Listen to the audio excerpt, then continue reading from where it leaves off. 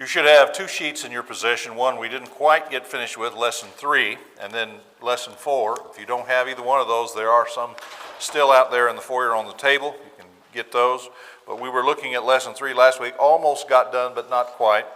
We're down at the bottom talking about applications. And on this one, we're talking about how we go about establishing authorization. That's probably a better way to put it. Permission, authorization, to do the things that we do religiously.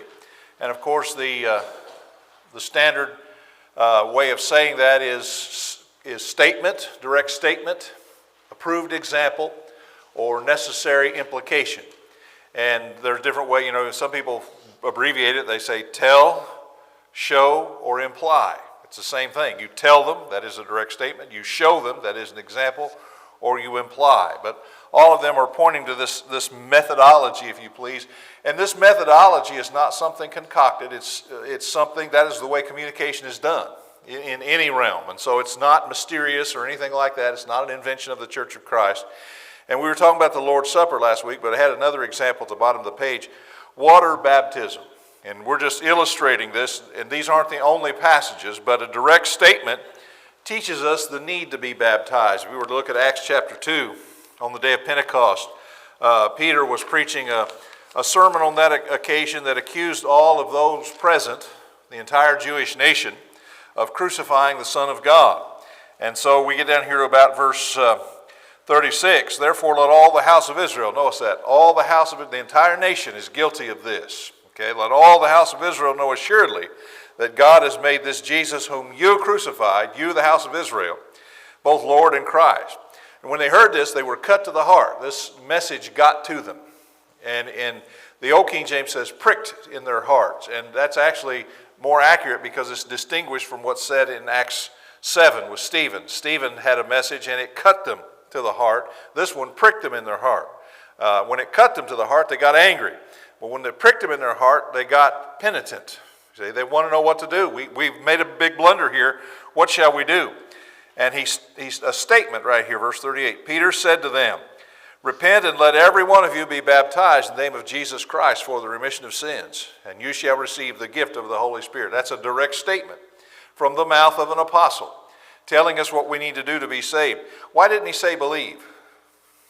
They already demonstrated their belief, so that asked them what they needed to do. Exactly. When they ask that question, what do we need to do, or what shall we do, that implies that they believe the message. You've crucified the Son of God. They believe that. It pricked their hearts. And so he didn't need to say believe. They already believe. So the next step, repent and let every one of you be baptized. That's a direct statement. So we learn from this passage of the need to be baptized by direct statement. Now, this passage doesn't necessarily say immersion, although the word baptize certainly means that. We know that. But there's examples to go along with that to show the way to be baptized. In Acts 8, with the eunuch, verses 36 to 39, Philip said, if you believe with all your heart, you may. And he answered and he said, I believe that Jesus Christ is the Son of God. So he commanded the chariot to stand still, and both Philip and the eunuch went down into the water, and he baptized him. And when they came up out of the water, the Spirit of the Lord caught Philip away so that the eunuch saw him no more. And he went on his way rejoicing. That's an example of someone actually being baptized. So by approved example, you have the mode of baptism. And how was it done? They went down into the water. They came up out of the water. What would you call that? Immersion, yeah. If you were going to just sprinkle water on somebody, there would be no need for you both to go down into the water. I'd just stand at the edge of the water and kind of do this little number and fling it up on him, is what I would do if you could just sprinkle them. But they had to go down into the water, and then they came up out of the water. So you have an example showing how to be baptized. It's by immersion. And then moving on out to Acts 10, you have an implication about the fact that everybody needs to do this. Now, you and I don't question this stuff. I understand that, but a lot of people do. And so I'm giving you information here about how you would talk to somebody like that. But in Acts 10, in verse 34 and 35, Peter's preaching at the household of Cornelius. And he opened his mouth and he said, in truth, I perceive that God shows no partiality. But in every nation, whoever fears him and works righteousness is accepted by him. That doesn't say a word about baptism. But it does say something about God being what? No respect of person. Yeah, impartial. God is impartial. So if he made a rule for this one, the same rule would apply to that one. So if he said, if this one's got to be baptized, then so does that one. See? In fact, later on in the chapter, I think it's down around verse 48, what does it say? He commanded them to be baptized. So God has the same rules for everybody. And we learn that by necessary implication. Because you'll run into people sometimes who will argue that all this stuff in the book of Acts about baptism was just for the Jews. And the Gentiles have a totally different salvation plan. Now, I know you already can see right through that, but then you'll run into people who believe this, that all this stuff about baptism, that was for the Jews, and the Gentiles they have faith only. See, that's their plan, is faith only. And of course, we just blew that out of the water just a minute ago in Acts 10:48, didn't we? Verse 48, he commanded them, the Gentiles, to be baptized. But you'll run into those people, and you've got to be aware of that and know how to approach that. That God is not a respecter of persons, that he makes the same rules for everybody. And so if one has to be baptized, we all have to be baptized. Later on in Acts, they had to meet in Acts 15 over the question about whether they had to be circumcised, the Gentiles, but there was already the chapters before that they were teaching the Gentiles and baptizing the Gentiles, and they showed what great works had been done among the Gentiles, and so showing that they, like in Acts 10, that they were approved, that was right. And like you said, they had to do the things that the Jews had to do to accept it. Had to do exactly the same thing. Before we move on to the next page, any closing questions or comments on this thing about how to establish Bible authority? Most of us know this, we've heard this all our life, but it's important to be reminded, number one, and number two, it gives you a way to teach these things to others when you're talking to them. But now on lesson 4, the kinds of authority. This is an important lesson because, before I get into the lesson itself, you ever talk to somebody and they'll say, well, you're such a stickler. No instrumental music in worship because it's not mentioned in the Bible. But you have church buildings and they're not mentioned in the Bibles, and you have pews and they're not mentioned in the Bible, and you have song books and they're not mentioned in the Bible, and you have a pulpit and it's not mentioned in the Bible, and they try to make it look like you're inconsistent. See, that's where those arguments are trying to make you look inconsistent. Well, why am I being such a stickler about instrumental music when I let all this other stuff come in that ain't in the Bible? And that's where this lesson is so important, because when you think about general and specific authority, you learn, once you get that principle down, that not everything in the Bible has to be spelled out, detail by detail. In fact, there's very few details given. There's a lot of things that we do that fall into the realm of general authority. But then when you get into very specific things where something is specified, I want this, then that excludes everything else. And it all comes down to knowing the difference between general and specific authority. So that's what this lesson is about, and that's why it's so important, because you will have that pushback from people. And on the surface, it sounds good, because they try to make it look like, and it kind of looks like, if you're not aware of this, it looks like you're being inconsistent. So this is an important lesson. Introduction here. Thus far, we've seen the need for authority. That was lesson 1. The source of authority. That was lesson 2. And 3 ways to establish authority. That's statement, example, and implication. Now we're going to look at the different kinds of authority.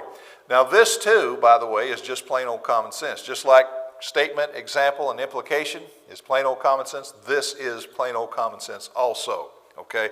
It's just that somebody somewhere along the way was able to analyze the human thinking process and kind of arrange it in a way that we can understand it. We do this most of the time without even thinking about it. But when somebody can come along and analyze the thought process behind it, it helps us a lot in understanding this. So there's 2 kinds, as you can see from the page. There's generic authority and there is specific authority, and they are opposite of one another. Okay?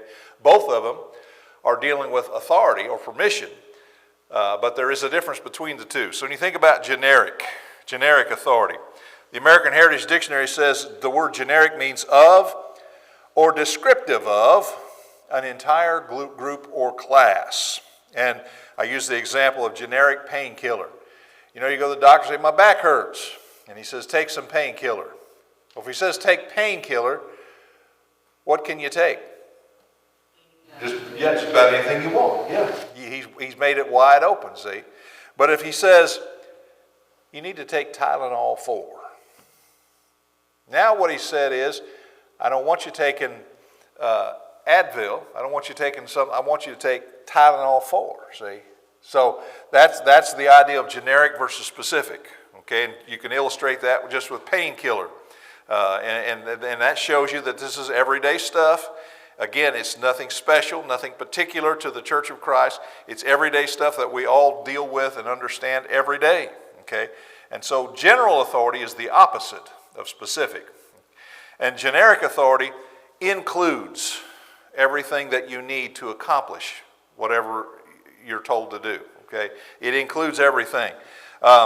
It grants what we call expediencies. Now, I was talking a while ago about the pulpit and about the pews and about the songbooks. They're not mentioned in the Bible at all, but they're expediencies.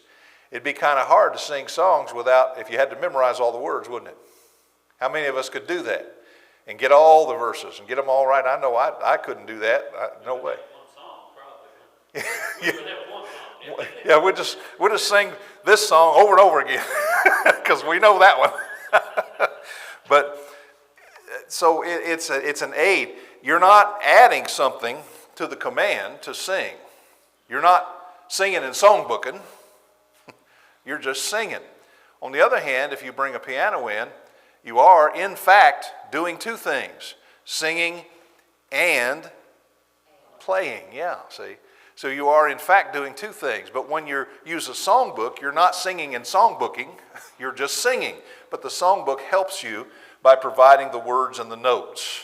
Okay? So when you talk about generic authority, it includes anything necessary to carry out that command. All right? And just as some examples here of the word expedient. 1 Corinthians 6:12. And I'm just showing you that the word is used in the Bible.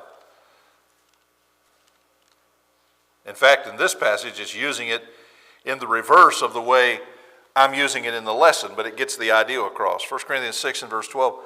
All things are lawful for me, but all things are not helpful. In the old King James, if I remember right, it says all things are not expedient. Is that what it says? Expedient. So there's the word. Helpful or expedient. It expedites. It helps you get it done. Okay? But in this passage, it might be lawful, but it might not be expedient. Okay? In this passage. And why would it not be expedient? He tells you, he gives you one reason in this verse. I will not be brought under the power. If something's addictive, it might be technically lawful, but if it's addictive, it might be a good idea to stay away from it, especially if you have an addictive personality. So there's limitations even to expediencies. And we might bring in another passage which brings in another limitation. 1 Corinthians 10, 23. All things are lawful for me, but all things are not helpful or expedient, as the old King James says. All things are lawful, but not all things edify. So it might technically be lawful, but if it doesn't build up, what's the opposite of building up? Yeah, if it's something that's going to tear down, even though it might technically be lawful, it might be a good idea to leave it alone because you're just going to cause problems, see. And I just wanted you to see that the word expedient or the idea of expediency is used in the Bible, okay? Now, examples. And I got 3 examples: music and worship, baptism, and the Lord's Supper. And when we get to specific authority, I'm going to use the exact same 3 examples to show you how that it can go both ways depending on what you're talking about. Okay? So let's talk about music and worship. Somebody read, if you've got it, Ephesians 5:19 for us. I know I probably should have said that ahead of time. But if somebody gets over there, go ahead and read it. 19. Yeah. Speaking to one another in psalms and hymns and spiritual songs, singing and making melody with your heart to the Lord. Okay. So pretty explicit instructions, but even with that explicit instruction, there is some latitude. There is some generic things involved. For example, what part are you going to sing? When you sing a song, there are usually 4 parts, right? There's soprano, and alto, bass, and tenor. Does this verse say anything about that? So what part should we sing? Whatever, yeah, exactly right. Whatever you want to, what you're able to do. And so if you're able to sing alto, I'd probably have a hard time with alto. But if you're able to sing alto, then sing that. If you're able to sing bass, I can kind of do bass and I can kind of sling over and do soprano once in a while. But, it's just, but if you would ask me to do alto, I probably couldn't do that. That'd probably be pretty hard for me. But the ideal is you have the latitude. You have the judgment. Nobody is committing any sin here. You're still, whether you sing bass or whether you sing soprano or whether you sing alto or whether you sing tenor, you're just singing. You haven't changed anything God said. And so you have the option. That's generic authority. That's what we're talking about here. That's generic authority. How are we going to get the songs pitched? Years ago, I probably told you this story, but when I first moved over to Hickory Grove, and it was funny because we left the city of Glasgow. Glasgow was near I-65. I think Cave City is where you get off, and then it's just a few miles down the road to Glasgow. And then you head out and you start going out in the country. And we drove and we drove and we drove and we drove. And I got to laughing. I thought, nobody lives this far out in the woods. Nobody. And we got out there, and sure enough, there was a little church house out there in the woods. And pulled in there and got ready to sing, and I heard this, do, so, mi, do. Man, I've never heard that before in my life. What in the world is that? I've never heard that before. And there was an old man sitting up on the front pew. We had 2 amen corners, and there's an old man sitting up there, and he was pitching the songs. That was his job. And he pitched the songs for us. And I had never been around that. I'd never heard that. That was the strangest thing to me. I had never seen that. But that's how they sang. In fact, eventually I got to where I would lead singing once in a while, and I'd have to tell him, I said, now just don't do that. I said, because all that does is mess me up. Just don't do that when I'm singing, because it just messes me up. But then there are others who will bring out the little pitch pipe. And you're doing exactly the same thing. Now, he's not playing the song. He's not, he's just getting the note, so that we can all get on the same page. And interestingly, there at Hickory Grove, when you do, so, mi, do, and you could hear everybody going, right on, they get their note, and then we was all right there together, see, and start singing. And what difference does it make? Is there anything in this verse, Ephesians 5:19, that says you have to voice pitch the songs, or you have to use a pitch pipe? See, those are expediencies. And again, you're not singing and pitch piping, you're just singing. And all the pitch pipe does is just help you get the note. Sometimes you use a tuning fork, boom, and the same thing. But you're just getting that note so you know where to start. And it's a lot easier to sing, especially if everybody's on the same note.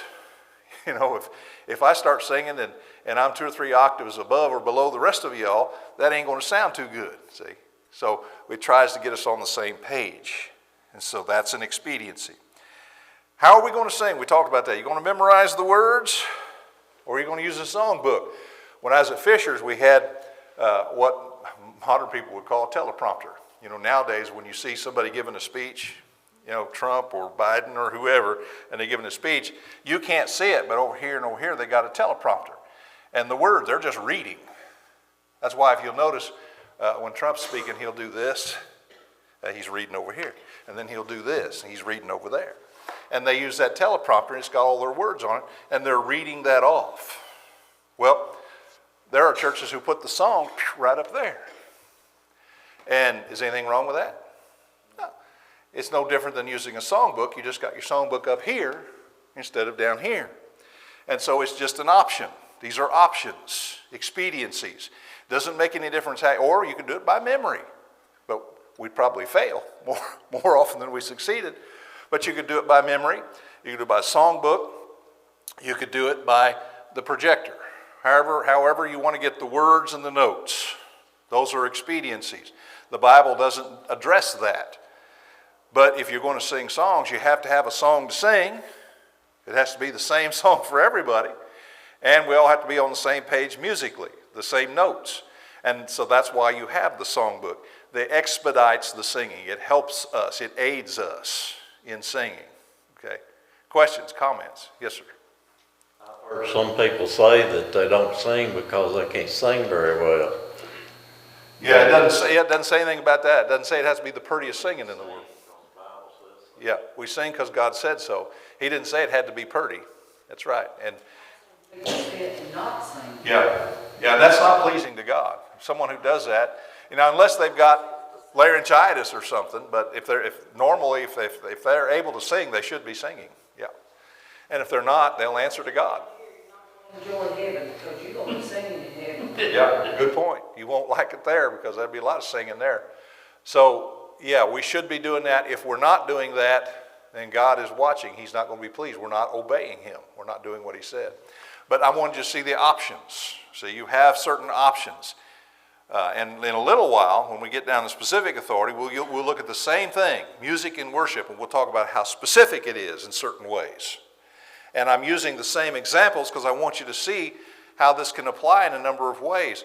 And understanding this lesson, again, will get you back to this thing where people will say, well, why do you not have a piano, but you will have a church building? Neither one of them are mentioned in the Bible. Well, the answer is right here in this lesson. That's why this lesson is important. See, it's so critical to understand this. I've heard it said that in years past, and probably still done different than that they didn't have they didn't have songbooks, they would do like the leader would. And I can't, it's one that we used to do in the class, in the homeless classes, they do it soon and very soon. The leader would sing a line. And they'd sing it back. Repeat it. Yeah. Yeah. And I've heard them say that that was done a lot of times, and I said, well, you think about it, when you didn't have copies, That's how you for do it. everybody, that was a good way for everybody to learn a song. Yeah, it's like a repetition. Yeah, the leader would sing a line, and then they would hear it, and they'd sing it right back. Yeah, that's another way. That's another option that you can do that.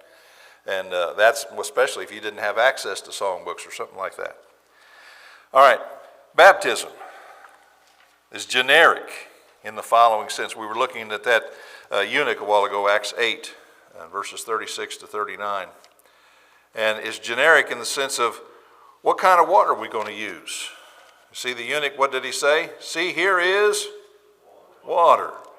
What do we know about the water? We don't know anything except that it was water and there was enough there to bury somebody in. That's all we know. Was it a lake? Was it a pond? Was it a real deep mud hole? I don't know.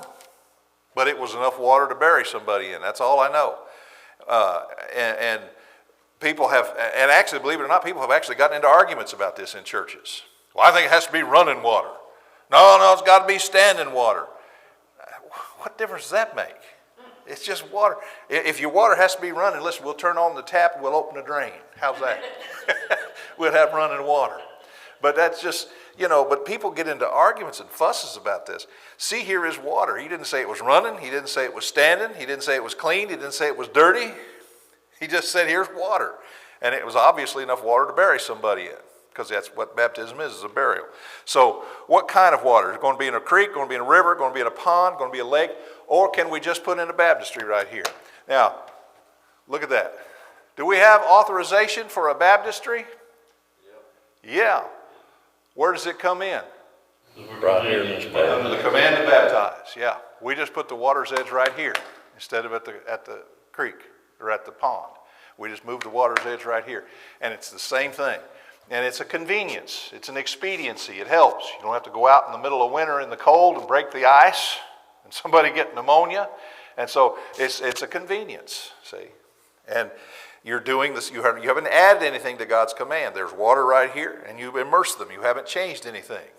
You're doing what God said, okay? And we talked about the running or standing. What kind of water? And it doesn't matter.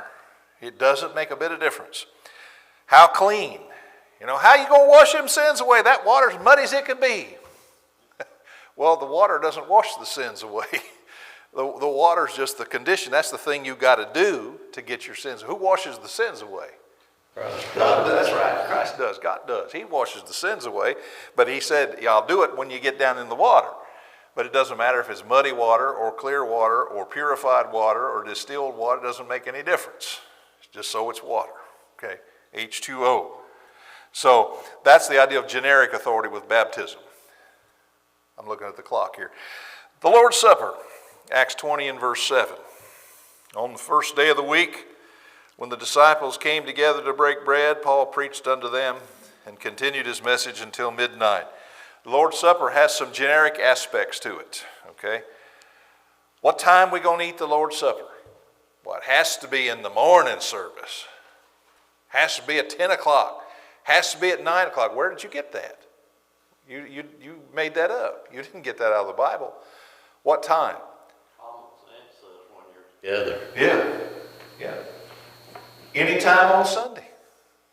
Anytime on Sunday. That's the time. There is no set time given. So you have the latitude. By the way, as an additional lesson, that's where the elders come in. See? Somebody's got to make the decision for the rest of us. See? So they say, well, we're going to meet at 10 o'clock for worship. And so now we're all on the same page, see? And that time is a matter of human judgment. It doesn't matter whether it's 10, whether it's 11, whether it's 12 or 8 in the morning. It doesn't make a bit of difference what time it is. You're still just meeting on the first day of the week, taking the Lord's Supper. You haven't changed anything, haven't added anything to God's Word. You've just simply made a decision about what time. Well, right on the heels of that then, what about somebody eating on Sunday night? Still the first day. Yeah. If the time doesn't matter, then why can't I come in at 6 o'clock and eat it? Okay? If I couldn't be there in the morning, if I was sick, or if I had a car wreck, or if I had a flat tire, something happened that kept me from being there in the morning, and I'm feeling better in the evening, or I got my tire fixed, then why can't I come in on Sunday night and eat it? It's still the first day of the week. You haven't changed a thing. You haven't changed a thing. It's still the first day of the week, still coming in, still taking the Lord's Supper, doing exactly what God said. Okay, so you haven't changed a thing. And so, Sunday night communion. What are we going to take the Lord's Supper before or after the sermon? Every church does it differently. Some do it before, some do it after. It doesn't matter. It's a judgment call. Each church makes its own decision. And that is all that's in the realm of generic authority, general authority. All that's also, is our 10 o'clock Sunday morning worship service authorized? Yeah. Now you can't find anywhere in the Bible that says 10 o'clock Sunday morning, but it's authorized because we're authorized to meet on Sunday. And we're authorized to take the Lord's Supper on Sunday. The time is a matter of judgment. That's generic authority. That's how that works. Okay. Questions, comments? One question. Yes. It seems like here lately, since COVID, you get noticing more and more of it. You got some churches, well, I'm not going to say conservative, but I'm talking about some churches Yeah. with the Church of Christ's name on it. They want to do the Sunday morning Bible study and then have worship and then turn right around and have the afternoon. You know, you get 3 hours, just bam, bam, bam. Yeah. Like you was talking about, somebody's sick, somebody's got a flat tire, and couldn't make the services. If they're not there that morning, guess what? You know, you be going somewhere else. Yeah, you're out of luck as far as that group is concerned. You're right. Now, is it wrong to do that? No. But I think what you're trying to say is they're not thinking about. It's out of convenience.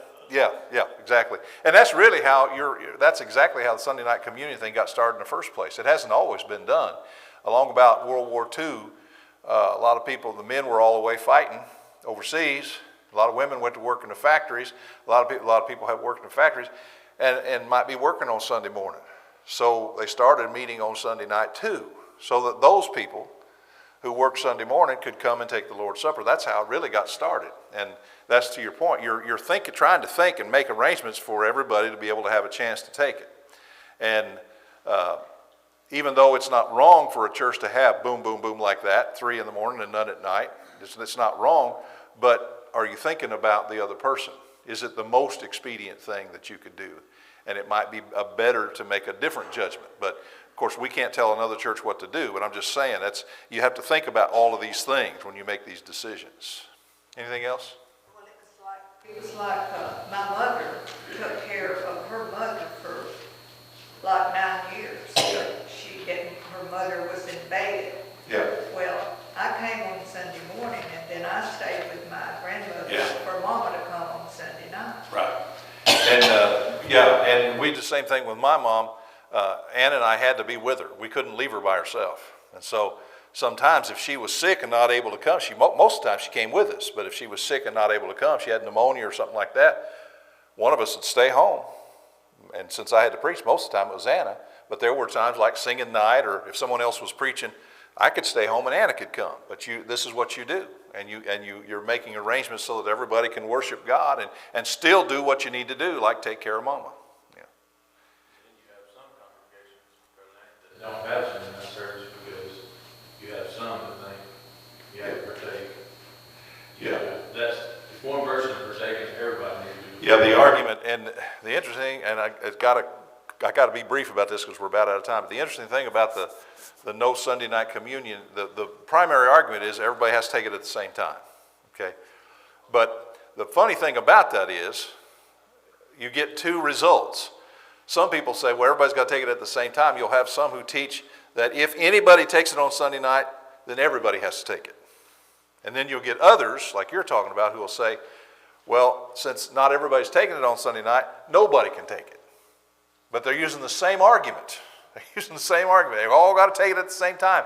And since we all took it this morning and you weren't here, you're out of luck because we're all supposed to take it at the same time.